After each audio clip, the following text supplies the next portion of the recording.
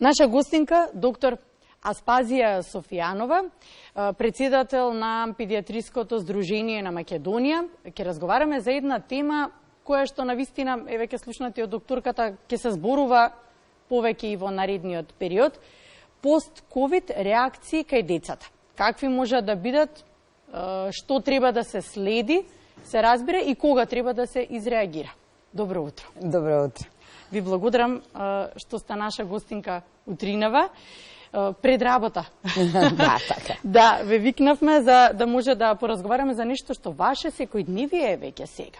И едноставно, она што можам да го прочитам, дека ние како држава никако не сме настрана од светски тоа што се случува и што се зборува, колку се силни пост-ковид последиците кај децата. Она што јас, доктор, ќе успеав како податоци да извлечам, дека е најмногу се невролошки.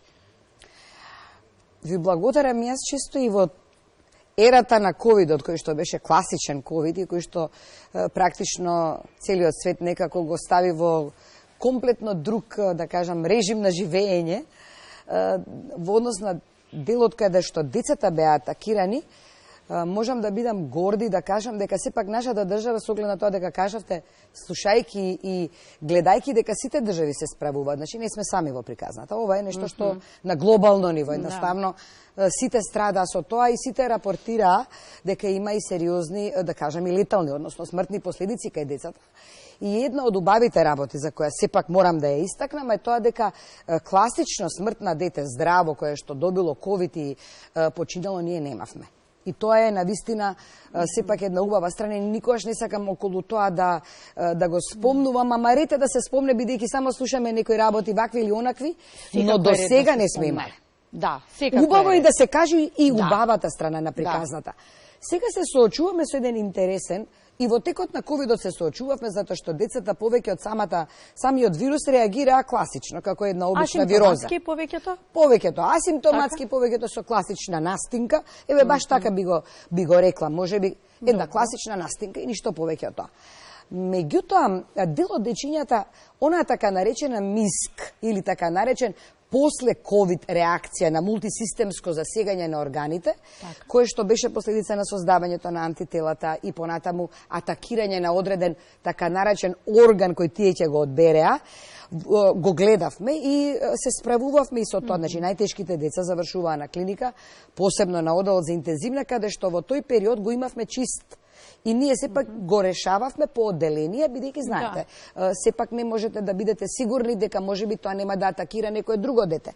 Или кај некое друго дете да направи исто така некој тип на реакција, иако тоа повеќе на собствено персонализирано беше. Значи, секој дете различно реагираше. Секој дете различно го поминуваше ковидот и секој дете не разви така наречено пост-ковид реакции. Тие што развиваа ги спасувавме, односно ги средувавме, кај некој дававме имуноглобулини, меѓутоа генерално поминуваа и тие, иако беа повеќе или помалку гранични, да речам, дури и некои имаа потреба од поургентна апликација на лекови, сепак завршуваа добро.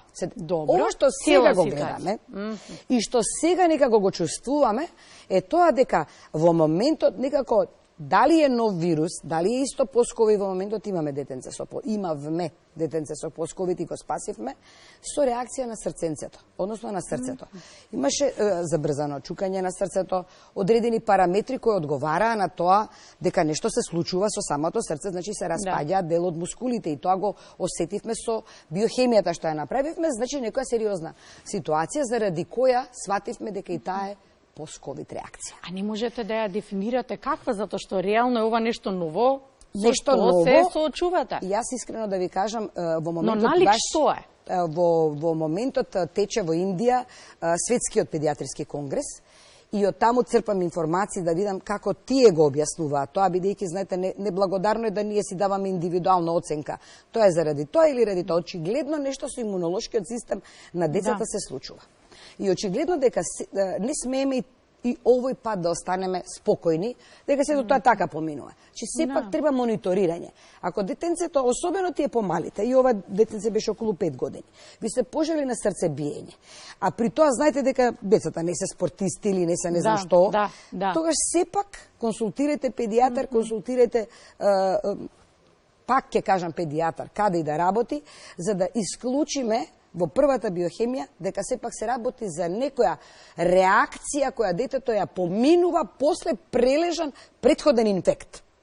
Ете, така би го заокружила тоа, затоа што не само срцето, туку и мозочето знае да изреагира и сме виделе дечиња кои што, да кажеме, влегуваат во една фаза на поспаност.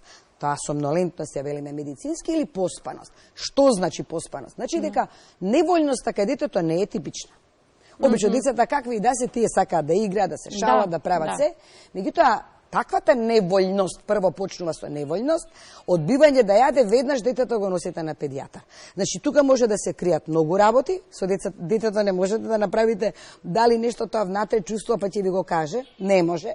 Едноставно морате да направите примарна биохемија, и тој го прави мене, и така откриваме дека можда тие така наречени пост-ковид антитела или пост-ковид реакции како неуротропно делуваат или го зафаќаат мозочето и му прават одредени реакции на срценцето и на мозочето е она што во последно време го гледаме. Верувам дека дефиниција зашто тоа се случува ќе добиеме во краток временски период кога ги консултираме сите вака, да речам, на светско ниво, што заклучиле, бидејќи морате и студии да имате, морате од повеќе земји да земете информација. Сега доаѓајќи наваму, гледам дека Србија почнува и децата се жалат, баш со колегите разговарајќи, се жалат дека повторно короната си го зема својот замав, за жал. Докторке, после колка временски период тоа прележан инфект?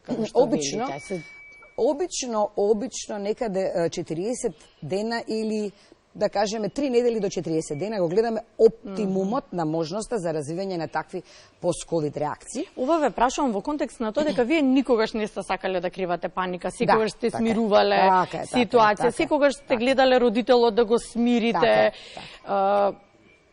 Во поглед на тоа дека имаме грип сега, кој што владе на големо, да не ги збуниме родителите во тој дел, кои се симптомите на кои што велите треба да реагираме? Значи, многу е важно да сепак направиме бриси, откриеме дали е сепак вирус или бактерија во прашање. Кои што бактериите како такви се знае, за нив даваме антибиотик со сите параметри покриени за тоа. И тоа е тоа. Со вирусите треба да бидеме малку повнимателни. И секогаш кога јас и ги спрашувам студентите, нели, велам што е пострашно кај децата, вирус или грип? Вирус или бактерија? Секогаш вирусот е непредвидлив. Ама не бил сега само короната, од секогаш вирусите знаеле непредвидливост кај дечињата да дадат со што можете тој период кој што следи после поминат вирус, го паѓа имунитетот.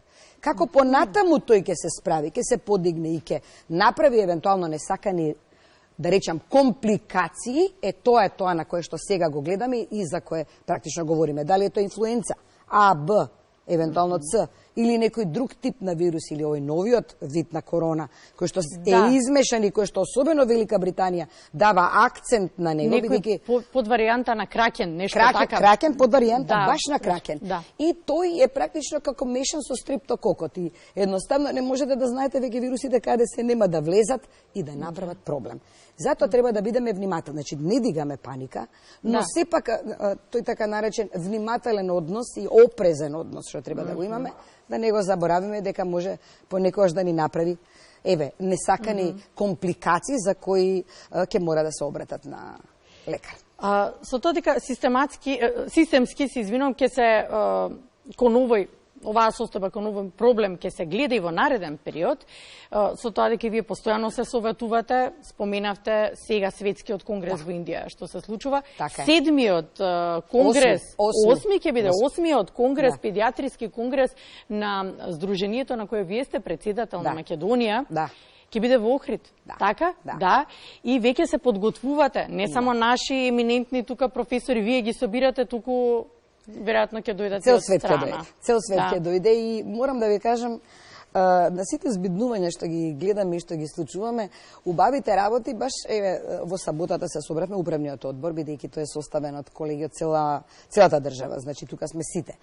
И од западниот, од источниот дел, од јужниот дел, ние, да речеме, и од клиника, и од приватните болници, така да ми беше драго што се видовме и знаете како сите здруженија си имаат моќта во себе, бидејќи практично ние креираме политиката за дечињата, зборуваме и од аспект на примарна здравствена заштита, од аспект на секундарна и терцијарна. Акцентот овој пат, бидејќи се собравме сите и говоревме дека навистина сакаат луѓето да дојдат тука. Вие не знаете колку ние имаме една убава енергија која што еве постојано телефоните звонат кога ќе биде конгресот и го заокруживме за да не се измеша со другите држави кои што исто прават во, да кажеме, тој период, го одредивме да биде од 1 до 4 јуни во Охрид. Да. Охрид е некако сепак така место кое што го посакуваат сите, во оното што ќе ги пречекаме каде и да ќе ги шетаме.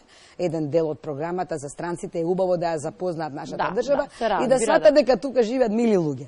Еве така би рекла. Како добри домаќини. Како добри домаќини, но тука имаме можности да неколку сали веќе сме во предвид да ги имаме и паралелно да течат две сесии. Едната ќе биде пленарна или главна сесија на која што акцент ставаме овој пат на аутизмот и невролошките симптоми, како што практично знаете, нели говориме сега постковид невролошка симптоматологија. Што се случува? Второ, на кое што акцент ќе ставиме овој пат ќе биде нефрологија или бубрезите. Професор Тасич понуди, бидејќи тој е активен член и во бордот на детските нефролози за бубрези, да ги собере најсите еминентни професори од практично од Европа и целиот свет и тие ќе одат во паралелна сала. Значи ќе се одвива и Европскиот конгрес на детска нефрологија паралелно со нашиот конгрес, со што ќе ги споиме заедно. Во втората сала они ќе имаат пленарни предавања клучните професори и потоа малку повеќе ќе зборуваме за сите нефролошки проблеми, ќе зборуваме за трансплантација евентуално на бубрези кај деца и некои иновативни техники кои што исто така ќе се инкорпорираат и во нашите останати, бидејќи иновативните терапии, новите терапии со кои што ги спасуваме пациентите и со кои се практично на некој начин еден од и мониторингот и скринингот што Европа не го прави, се токму тие иновативни или ретки кондиции кои што еве и кај нас сепак можам да кажам полека, ма сигурно наблегуваат без разлика што нивната цена е висока, меѓутоа преговорите течат за да можеме и ние да ги тие дечиња лекуваме. Знам дека следите светски трендови, знам дека следите колку пати сте носеле дечиња наши во странство за да се спасуваат. Продолжува тој тренд. Да продолжува тој тренд. Сакав да слушнам што ќе биде вашето предавање, на што вие ќе се концентрирате, со оглед на тоа дека имате едно од најспецифичната професија и оделение кое што го водите на клиника. Така да мислам Јас ќе се концентрирам овој пат на феталниот мозок. И ќе се концентрирам што се случува со феталниот мозок. Малку некако тој дел не е инсуфициентен, значи забораваме како реагира мозочето во интраутерино или во утробата на мајката.